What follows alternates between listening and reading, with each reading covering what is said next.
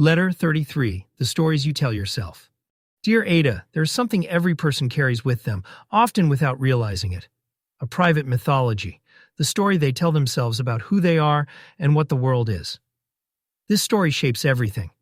What you believe you can do, what you believe you deserve, what future you think is possible, what relationships you accept or avoid, what risks you take, what mistakes you forgive, and what dreams you allow yourself to pursue. Most people never examine their story. They just live inside it, as if it were fact. But the story you tell yourself is not a fact. It is a lens. And like any lens, it can become clear or distorted. Let me show you how this works. Your story begins long before adulthood.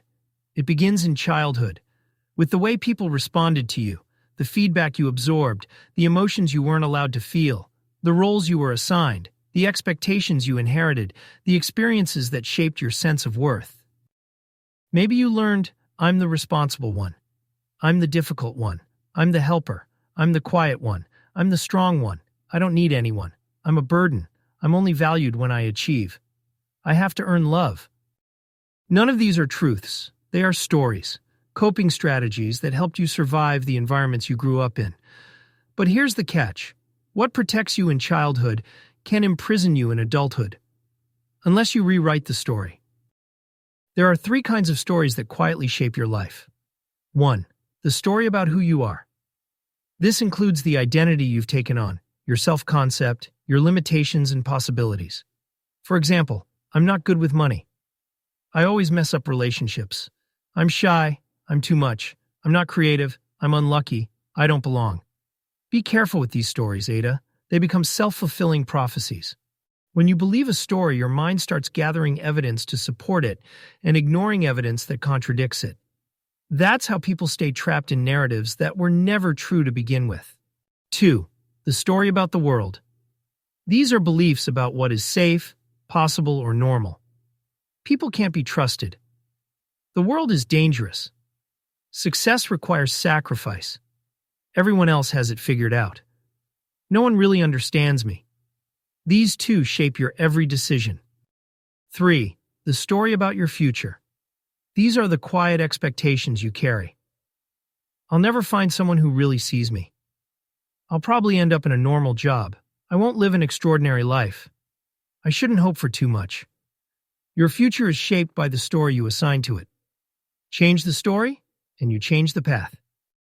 There is a moment in every person's life when they realize, I am living inside a story I didn't write. That moment is painful but liberating. Because once you see the story, you can revise it. You can say, that was true once, but it is not true now. That protected me then, but I don't need it anymore. This story is too small for who I am becoming. Someone else handed me this narrative. I'm giving it back.